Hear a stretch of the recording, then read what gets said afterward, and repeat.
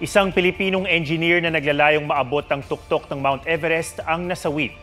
Nangyari yan sa Camp 4 na tinaguri ang death zone dahil sa mababang oxygen level. Habang naghahanda na siya para sa huling bahagi ng pag-akyat sa pinakamataas na bundok sa buong mundo. May report si Rafi Tima. Pasok marahil sa ultimate bucket list ng maraming hiker at mountaineer na maakyat ang pinakamataas na bundok sa buong mundo, ang Mount Everest. Ang taas nitong 29,000 feet, katumbas ng halos 2 Mount Apo. Pero ang pangarap na maabot ang tuktok o summit ng Mount Everest, hindi na matutupad ng Pinoy engineer na si Philip PJ Santiago na binawian ng buhay sa gitna ng kanyang pag-akyat doon. Kabilang siya sa Mountaineering Association of Krishna Nagar Snowy Everest Expedition 2025 na nakaabot sa Camp 4. Nitong nakaraang linggo, tinamaan ng avalanche ang kanyang grupo. Nawalan siya ng malay at nasugatan sa pisngi. Matapos ang 6 na araw na pahinga, binigyan siya ng go signal sa summit push ng kanilang doktor. Sisimula na po sila mag-training. Pero habang naghahanda para sa huling bahagi ng pag-akyat, binawian ng buhay si Philip sa Camp 4. Ang Camp 4 ay nasa tinaguriang death zone na may taas na halos 8,000 meters above sea level. Sa altitude na ito, mas mababa na ang level ng oxygen, kaya karaniwan ang nagsusuot dito ng supplemental oxygen ng mga climber. Dagdag sa hirap ng pag-akyat, ang nagyayelong temperatura at extreme weather. Sa ngayon, hindi pa malinaw ang dahilan ng pagkamatay ni Philip dahil hindi pa rin naibababa ang kanyang labi. Mula sa Camp 4, susubukan sana niyang maging ika-6 na Pilipinong makarating sa tuktok ng Mount Everest. Bitbit niya ang kanyang advokasya para sa Clean Water Philippines at paglaban sa children's cancer na nasambit pa niya bago ang kanyang Mount Everest hike. Cure children's cancer. Climbing Mount Everest is very little compared to the battles these little warriors are facing every day. And we aim to give attention and awareness to their plight and for their cause. Family, friends, supporters and sponsors, we thank you. Together, let's do this. Kasama niya ang pinsan si Carl Santiago bilang base camp support staff. Base sa mga ulat, si Philip ang unang dayuhang hiker na nasawi sa Mount Everest sa climbing season ngayong taon. Dahil sa overcrowding at pagkamatay ng ilang hiker doon, kamakailan inanunsyo ng Nepal na mag-i-issue lang sila ng Everest permit sa mga climber na nakaakyat sa isa sa mga 7,000 meter mountain sa Nepal, bagay na tinutulan ng ilang grupo ng mountaineer. Rafi Tima nagbabalita para sa GMA Integrated News. Nagtatago na umano ang lalaking walang awang ng balibag sa isang tuta sa Pasig City. Nahuli kamang pananakit sa tuta na posibleng maputulan ng paa. May report si EJ Gomez. Halos di tumigil sa pag-iyak ang tutang iyan sa Barangay Santolan, Pasig. Yan ay matapos itong ibalibag sa simento ng isang lalaki. Dahil sa lakas ng pagkakabalibag, di na maigalaw ng tuta ang isa niyang paa. Ayon sa ilang saksi, lasing noon ang lalaki sa video at bigla raw ng gulo sa lugar. Ilang beses pa raw nitong pinagpapalo ang tuta bago ito ibinalibag. Napatabi na lang po siya sa isang gilid, tas di na makatbangan sa sobrang hilo. Siyempre nanghina.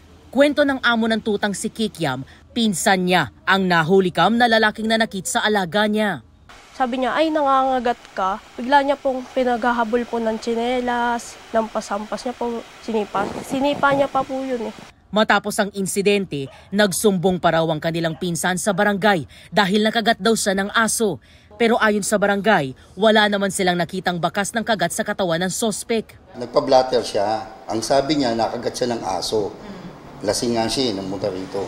Ang dating nga dito, parang siga pa nga dating kasi sabi niya, ayaw daw sagutin ng may-ari. Siya na lang daw magpapasaksak sa sarili niya. Naisugod naman sa veterinaryo ang tuta, pero posibleng maputulan ito ng isang paa dahil sa tinamong crack sa buto. Ito ay clearly act of cruelty. Ito yung exact act na pinagbabawal ng Animal Welfare Act. Itong pangyayari na to nakakagalit dahil napaka-defenseless ng aso. Kung mapatunayang lumabag sa Animal Welfare Act, posibleng makulong ng 1 hanggang 2 taon ng sospek na isang tricycle driver. Ipinatawag siya ng barangay pero hindi sumipot. Nung makita po nila yung tricycle, iba na po yung bumibiyahe. At ang sabi po nung tiyahin, wala na raw doon. Umalis, nagtago, nagpunta na po ng Pampanga. Itutuloy rin daw ng may-ari ng tuta ang paghahain ng reklamo. Mas maganda pong sumuko na po siya. Huwag na po siya magtago.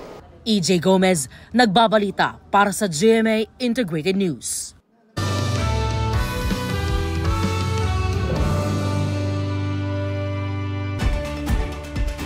Tapos na ang pagbibilang ng boto ng National Board of Canvassers para sa pagkasenador.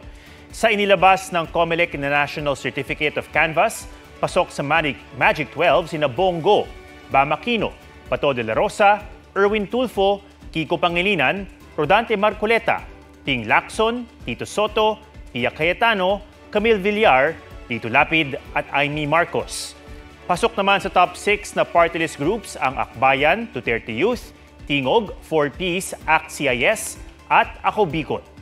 Ayon sa COMELEC, alinsunod sa proseso, dadaan pa ito sa audit kaya hindi pa ito matatawag na full and official count. Hindi pa man na ipoproklama magiging bahagi na ng House Prosecution Panel sa impeachment trial ni Vice President Sara Duterte, sina incoming party list representatives Laila de Lima at Shell Diokno. Ang Senado na tatayong impeachment court naghahanda na rin. May report si Tina Panganiban Perez. Malinaw mang maka-Duterte ang ilan sa mga kasalukuyan at papasok na senador, hindi raw masasabi ni Senate President Chis Escudero kung boboto sila para i-acquit si Vice President Sara Duterte. Yung mga in-endorse dati, kinakalaban nila ngayon yung mga nag-endorse sa kanila. Ayokong pangunahan, ano man ang magiging resulta ng impeachment. Hayaan nating tumakbo ang proseso. At kahit magharap-harap ang magkakalabang paksyon, inaasahan ni Escudero na hindi magiging circus ang impeachment trial. Mga veterano, batikan sa legislation, sa parliamentary rules ang mga ito. We will maintain order and we will keep order within the impeachment court. Ang nagbabalik Senado na si Kiko Pangilinan, titingnan daw ang ebidensyang ilalapag ng prosekusyon.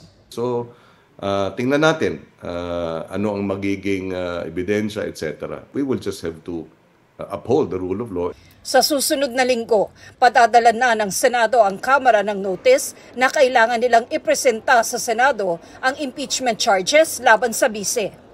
Ang prosecution panel mula sa Kamara nagsimula na rin paghandaan ang nalalapit na impeachment. Magiging bahagi ng prosekusyon sina dating Senador Laila de Lima at Attorney Shell Diokno, mga party list nominee na inaasahang papasok sa susunod na Kongreso. Di pa man naipoproklama, tinawagan na sila ni House Speaker Martin Romualdez. Ayon kay Romualdez, kasama sina de Lima at Diokno sa mga pinakarespetadong abogado sa bansa. Magiging ambag daw nila ang kredibilidad, balanse at lalim sa proseso ng impeachment. Ayon kina party list nominee Laila de Lima at Shell Diokno, hindi pa napag-uusapan kung anong articles of impeachment ang gusto nilang hawakan o itatalaga sa kanila.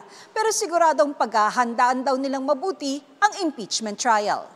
Paglilinaw naman ni de Lima, hindi niya tinanggap ang pagiging prosecutor para gumanti sa mga Duterte. Si de Lima ay isa sa pinakamatinding kritiko noon ni Pangulong Rodrigo Duterte at sa ilalim ng Duterte administration, nakulong siya ng halos 7 taon hanggang sa ibinasura kalaunan ng mga korte ang lahat ng kaso laban sa kanya. I'm not the kind of person who does things out of personal vendetta or vindictiveness. It's all about really contributing to the attainment of justice and accountability.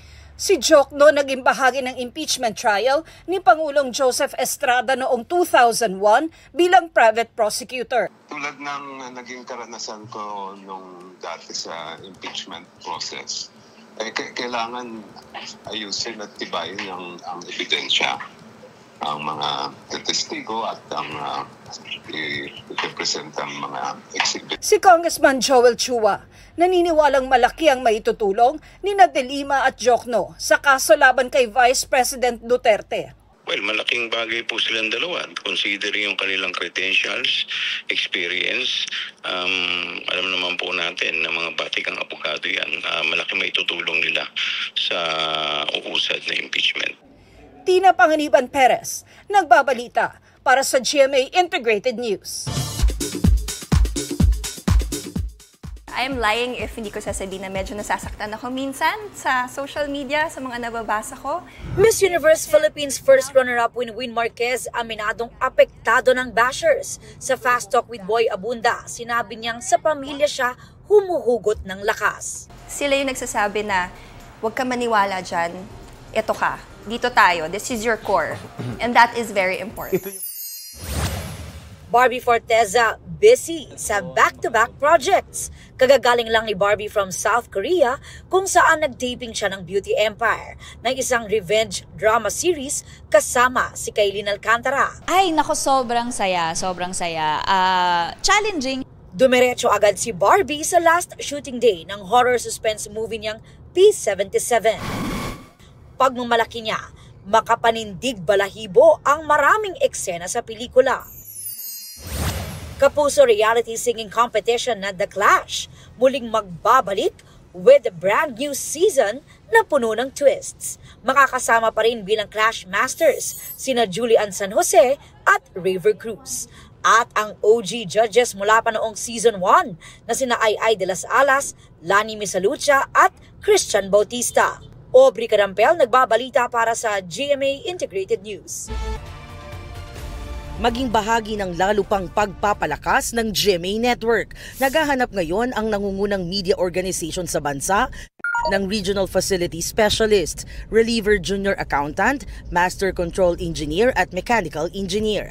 Pwede ring mag-apply para maging TV Transmitter Technician sa Abra at Brooks Point, Palawan. O di kaya ay sa Cebu TOC Master o Control Technician. Abangan ang iba pang pwedeng applyan. Magpunta sa careers.gmanetwork.com.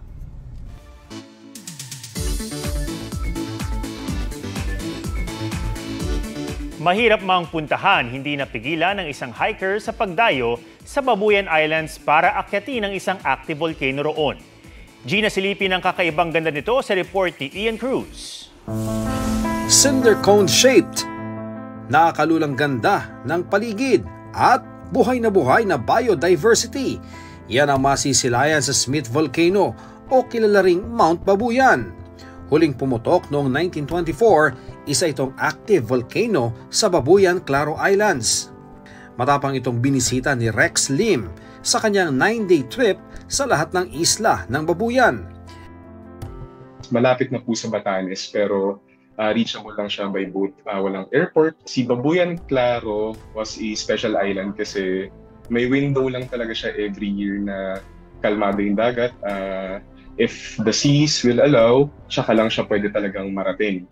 Kaya talagang tiniyak ni Rex na makipag-ugnayan muna sa lokal na pamahalaan ng Kalayan at Babuyan bago dumayo sa isla.